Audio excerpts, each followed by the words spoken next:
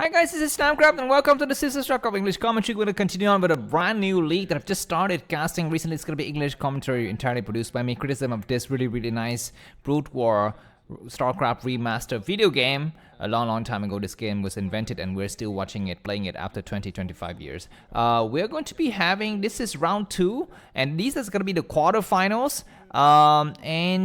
So we have 8 players today, and actually I'm discovering it for the first time as well with you guys, so please I beg for your forgiveness if some of the information is not accurate. But anyways, we're gonna be having Barracks versus Royal first. This is gonna be the first quarterfinal TvT, and I believe this is gonna be maybe best of 3. We shall see, because everything is brand new. Maybe it's gonna be best of 5. Who knows? But let's hope for a lot of great games, but not so much with TvT, right? We want to have more, not mirror matchup, because mirror matchups are not very good. But yeah, I think in this league PSL they're gonna be using once again one of the older sets of maps. So this first map is gonna be Vermeer. Let me hope that I can actually get this map correct. No, it doesn't work. Okay, forget it. the map size is not gonna be terrible, so I will just fix that later. But yeah, Vermeer is gonna be the name of the game, and we're gonna be having TvT. Let me just quickly give you some other stats. I've been doing a lot of work, non-Starcraft work. I've been trying to make a living. So this is why you are not seeing me casting some games in a few days. Notably the KCM series. I have not cast that series. If you want to get a fix of that, please head on to Cyan KCM channel. He's got that first week covered. As for me, I'm busy making money. Out in a convenience store where I was working the other day. But anyways, yeah, this is going to be the ELO score. So let's see what we have here. Here's going to be what I want to show to you. First of all, the win rates for the 8 players, by the way. Actually, Soki's not playing. There's a Zerg player who's playing, but I'm not so sure which Zerg player that is. So I'm just gonna put Soki's name as a placeholder there. But yeah, we're gonna be having Barracks versus Royo. Is Royo's name there? There's Royo's name. As you can see, his ELO score, his win rate in the last 30 is 43% for Royo, and for Barracks it is 36%. So not so good for either of these players, but Royo's is slightly advantage, so that's nice. And this is the ELO scores of the top 10 players today. As you can see, they're looking very nice. And we are going to be also having who do I want to show here? This is the no, this is not the one I want to see. Everything is confusing. Excuse me for that. I guess I just end with this note here. As you can see here, Soki is number 2, Snow is number 1. And yeah, let's dive right into this game. Vermeer TvT. Royo is gonna be at the bottom right, and Barracks at the top left. Have we seen any kind of crazy TvTs lately? I have not. I've seen some games a long time ago. For example, C versus Flash. If you have checked out the Flash Zelle, the Laddernet series that I've been casting, so there was one nice game there. I'm not so sure about the other games that was TvT of note. Anyways, looks like Barracks gonna try to apply a bit of pressure because he built a floating Barracks, whereas Royo built a Barracks inside his main. This SCV would die. The Marine's gonna try to snipe. Okay, losing a Marine, and he's gonna lose another SCV squad that was carrying the gas. So that was not so good. But we do have a counter attack here on this other side. No, that's gonna be the defending vulture. So Barracks, I'd say that Barracks is slightly advantage here because he was kind of able to delay that scout, that SCV building the command center. His Barracks gonna float faster towards his enemy's base, and we have a divergence of build now. It looks to me like Barracks gonna be going for early tanks, and Royo's gonna be going for early vultures. At least a couple of vultures. Very few SCVs on gas there for Royo, which signifies it's gonna be just going for pure vultures, because vultures cost 75 minerals only. It doesn't cost any gas. Whereas Barracks want to kind of prioritize getting some tanks and possibly getting armory at some point to upgrade the tanks quickly.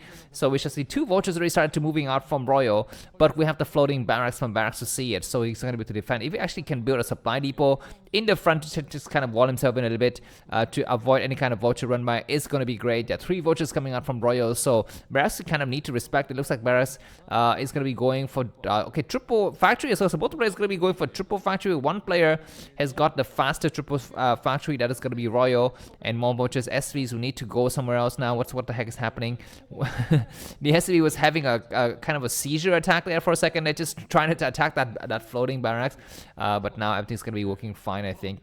Yeah, we're going to be having some upgrades from both of these players, and I think at this point in time with the floating Barracks of Barracks inside of Royo's base, he's gonna try to switch back a little bit into vultures as well. Maybe he doesn't want to get overrun with huge amount of vultures from his enemy, because you can actually stop vultures when they're like 3 or 4, when you have 1 tank or 1 vulture, but when the enemy's got like 6 or 7 vultures and you have only 1 tank and 2 vultures, then it kind of start to get very, very difficult. So looks like he's going to transition back to vultures here.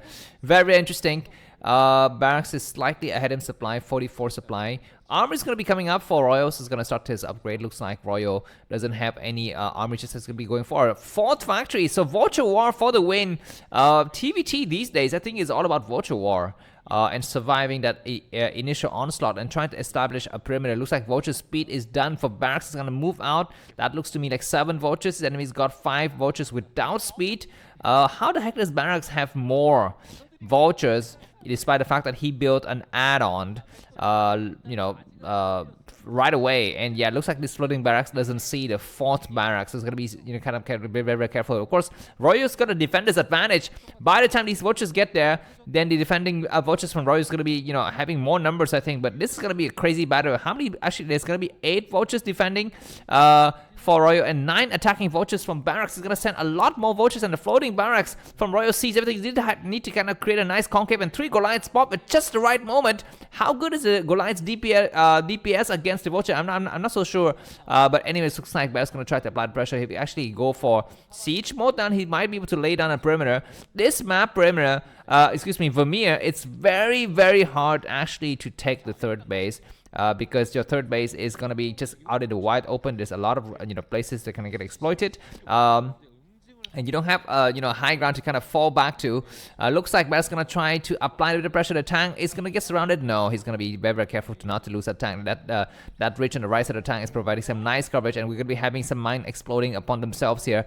And I think the next upgrade for Barracks, it is going to be siege. Yeah, he's got fast upgrades. His vulture mine is done. Vulture speed is done. His enemy Royo has gone also for vulture speed and mine. So I guess both players are going to be going for similar upgrade. We're going to be having a small battle here. Like I told you on Vermeer, this map, this 3rd base is kind of hard to hold, because look at this huge choke that you have to fight incoming forces against. It looks like for the time being, Royo is actually to push back. The resupply route is a lot faster for Royo. So I think Barracks is kind of struggling to keep up with the pressure here. He needs to establish a siege perimeter now. He's got 1 tank, and looks like we're going to be having the defending vultures from Royo to actually clear the mines a bit and come out. And there's going to be 3 ways for these vultures to go away. He might try to go around for a backstab, or go for some kind of vulture harassment. If he actually sent 3 or 4 vultures out on the map, he's going to be able to do some damage here. But it looks like we're going to be having siege position first.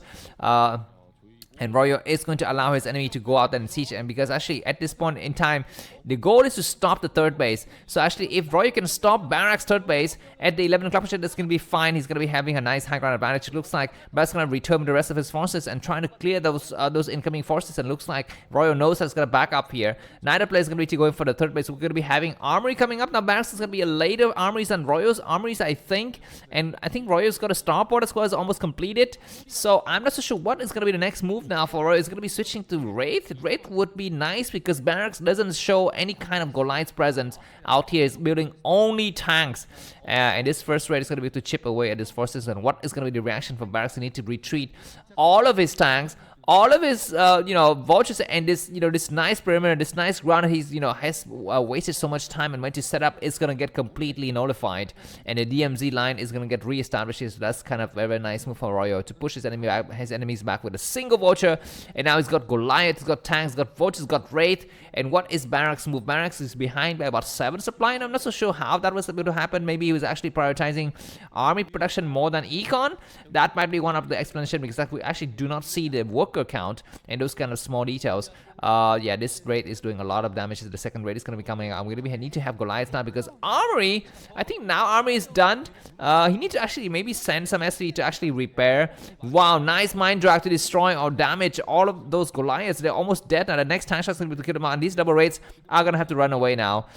So that's good. One single Goliath. Oh, one tank getting sniped. Very, very good for the raid to snipe a single tank. That was, way worth the price. We're going to be having, a kind of a revenge starport now coming from Barracks.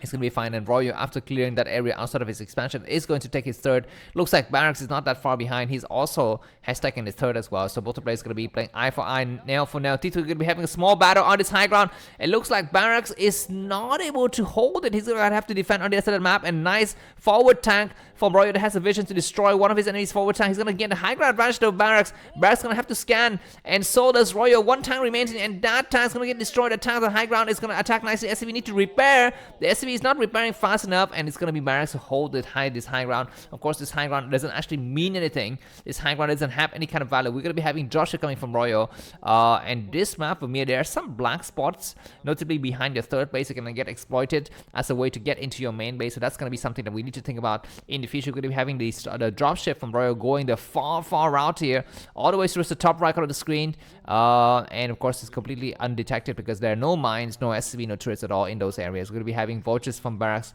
kind of run around, try to re-establish a perimeter here. As for Royo, he's going to be coming out with a couple of tanks here, and both the players are going to be, having some nice battles. And it looks like the map is split in a very, very weird fashion. You can see there's red dot and then blue dots and then red dot and then blue dots everywhere. It's not like a kind of a consistent kind of border that is established between these two players, these two countries. We're going to be having a drop coming in. There's going to be a place here on the high ground where Royo can shell the SV on the low ground with his tank. He's going to be able to send, he's going to send what now? There's going to be a tank here. That's going to be a mistake to drop. He needs to drop on the high ground. He does drop on the high ground. He's going to drop a single. Okay, this is going to be a vulture drop. I thought it was going to be a single tank and two vultures, but instead it's going to be four vultures, and that was a fail drop. These vultures do not do anything. One vulture is even getting stuck behind the supply depot, so losing two vultures for nothing. That was fail. And Barracks is even leading more in supply now. 9 supply more by Barracks. But anyways, both of these are going to be just continue into the mid game now because both the players have 3 bases.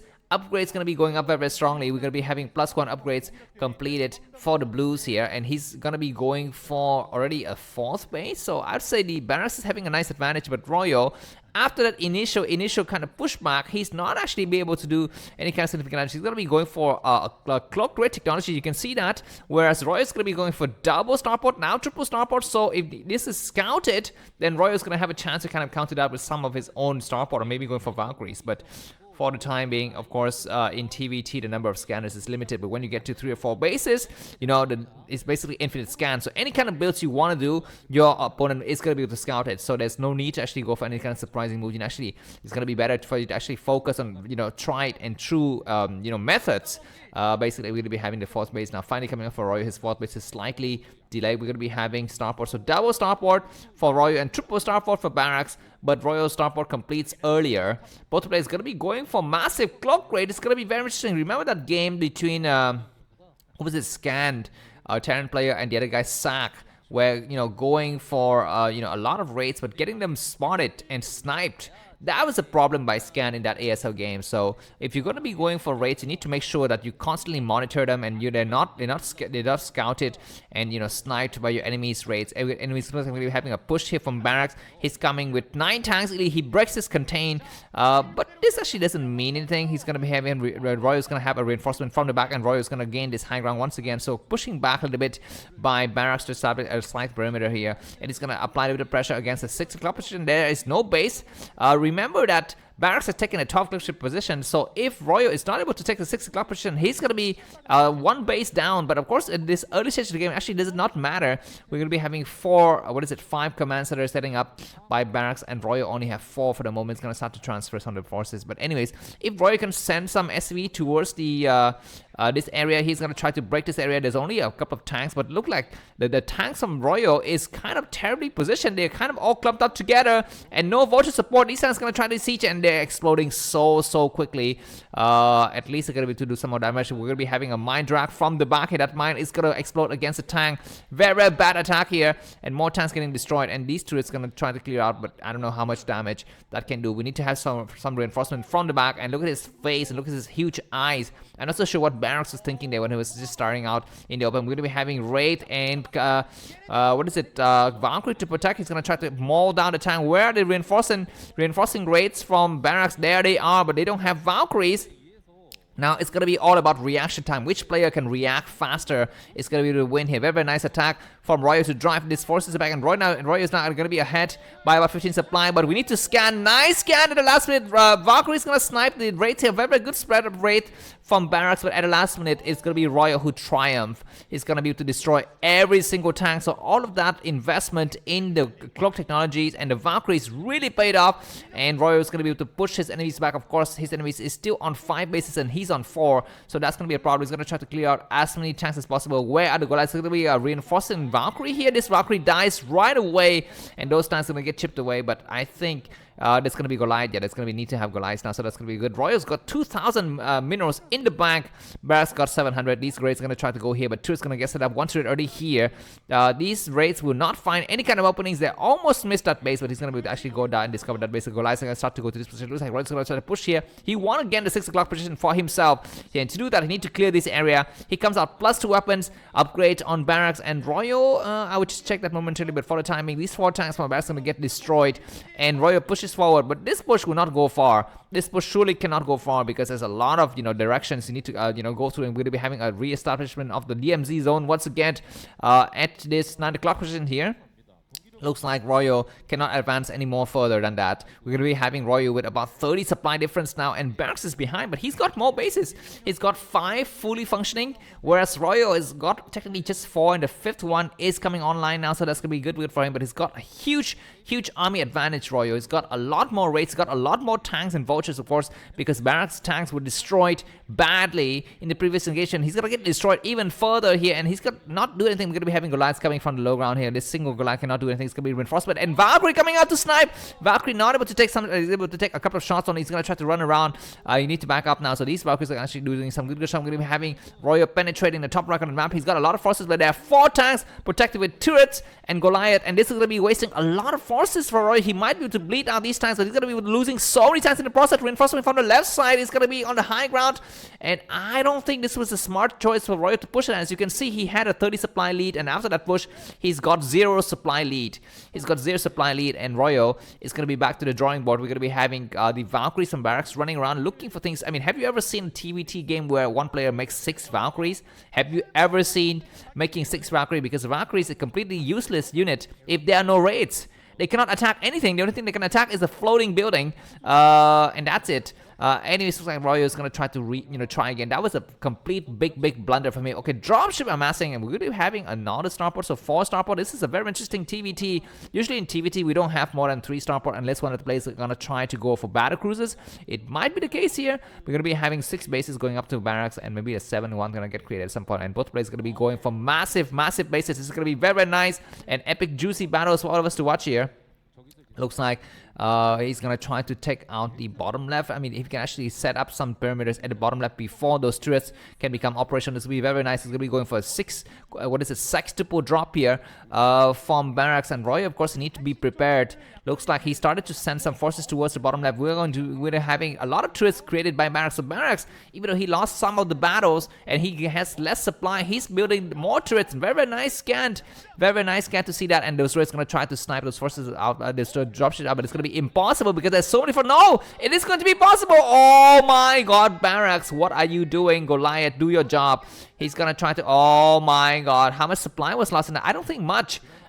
Because you can see that Barracks supply did not fall down by much, so that might be a consolation prize. And yeah, that was a nice victory, I think, for Roy. And this is what you need to pay attention to as TvT. You need to pay attention to those kind of dive in, and now these raids will die. It's very unfortunate that Roy was not able to recover those raids after they deal some sick damage against Barracks dropship fleet. But anyways, the battle is gonna try to start soon now, because we're gonna be having both players splitting the map very nice. As you can see, right in the middle, from bottom left to top right, is gonna be the the split position here, and which player is going to be going for turrets. Looks like we're going to be having turrets getting set up everywhere. So attacks from the ground is going to be impossible. We need dropship. We need to have BC. We're having a small battle in the middle though. Once again, Royal says, you know what? I have more army, so I'm going to try my luck and push. And I don't think this is a good idea. Look at how bad the angles is, but he's got more tanks though. So Royal might actually be able to destroy some of his enemy's tanks at at the cost of his own tanks. Who are trading so poorly, I think. But maybe it does not matter at the end of the day. It looks like these battles is not yet won. But what was won for Royal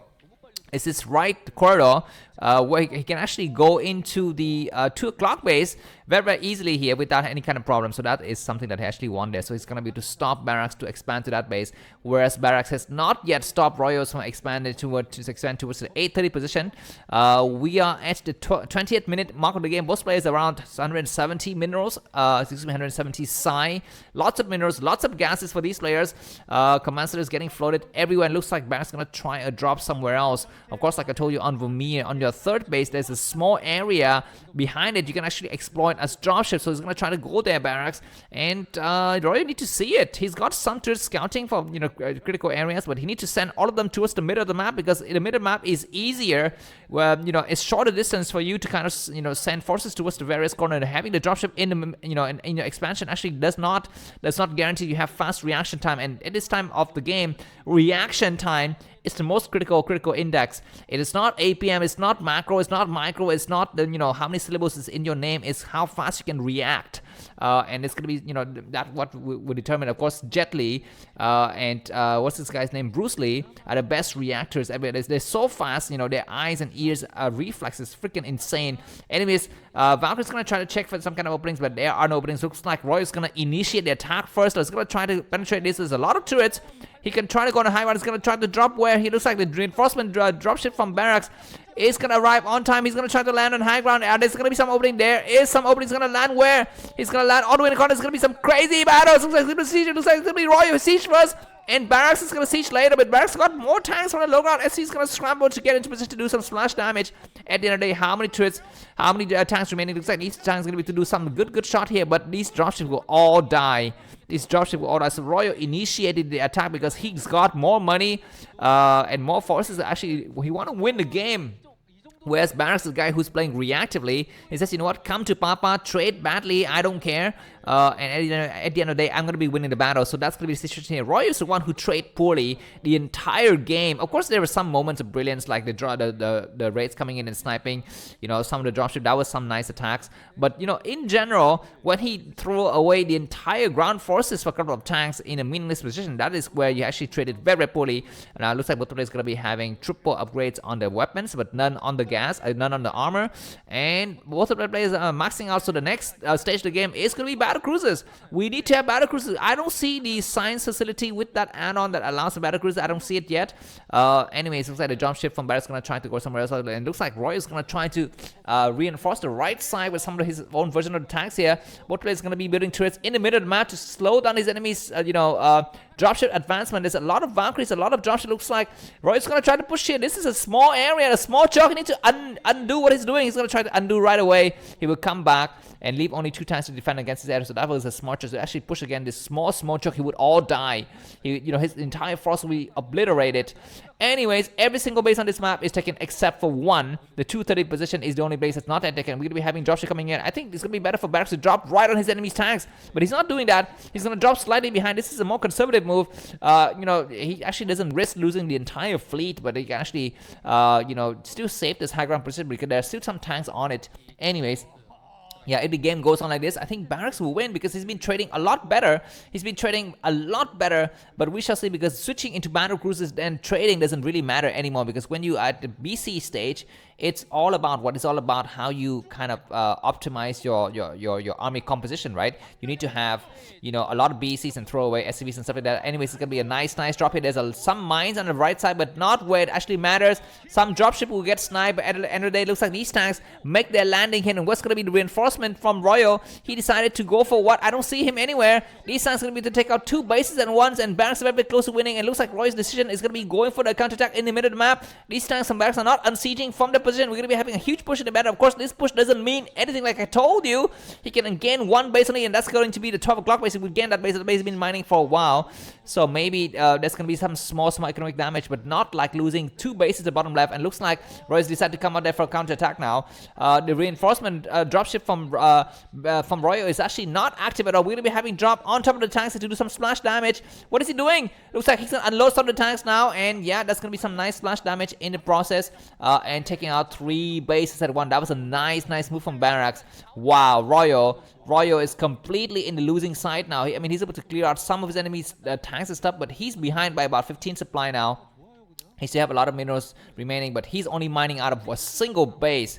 That drop from Barracks was great. That was a very nice strategy, and there's going to be very few ways now, I think, for Roy to win. He actually need to either, clear out the bottom level. Of course, all of those forces have already left that area already, so he actually can go there. This base will fall, that's fine. But what is Barracks' next move? Is sending the entire fleet to the west of the middle. Now, this is a mistake. He actually doesn't need to go anywhere else. He doesn't need to go anywhere else. There's nothing to attack. Just stay exactly where you are. Goliath's going to snipe. He's going to try to go inside the main, and that's a mistake. That is a mistake. Why are you going inside your enemy's main? I mean, you can destroy something, but at the cost of what? Because everything else is mined out in this, and this is going to run out to the other side, and those clumped up tanks can get destroyed. One shot from the back, and they will all explode, I think. And indeed, we're going to be having some attack. Looks like some of the tanks are not attacking nicely. This is, you need to run away. So that was a blunder, I think, from Barracks. He got the game sealed, and going to this position is completely useless here. And he was going to be having counter drop here, so these tanks will get destroyed, so that's going to be good here. And I think Roy will come back slightly here, but of course he's still behind. He's not yet mining in several locations. He lost the entire left side. The entire bottom left is gone. There's nothing there, and looks like Barracks going to be dealing the killing blow. He comes in and he says, you know what, this is your only mining remaining bases. I will take it out. Of course, there's some minefield there, so we're going to be careful, but he's going to try to land where there are no mines. This is a place where that we don't have any mines at all, and tanks are going to take out one of the remaining tanks. SC is going to try to get scrambled. We'll get the tank and unsiege now. We're going to be having counter drop, and the Goliaths are not paying attention. Goliaths are not paying attention, and looks like Royo is going to be to save this way. SC is going to try to get back here, but at what cost? I don't know, because now Royo is behind by about 50 supply.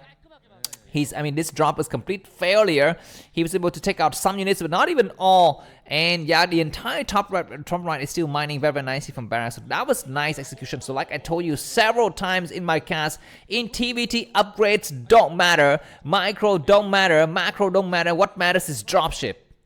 What matters is dropship. If you have good dropship control and you can actually, poke a little hole inside your enemy's defenses, you're going to be able to win that way. So we're going to be, ending near the end of this game. Now it's going to be the final attacks from Barracks to clear out the situation. He's ahead by about 50 supply. He just pushes right in the middle. He doesn't need to go anywhere else. And it looks like Roy is scrambling to get in position to actually defend it. He's got nothing else. There's no other places he can actually attack to. He was able to clear out one base only, and that's going to be the top. We're going to be having GG. Barracks wins the first game. Thanks for watching. See you soon. Bye-bye.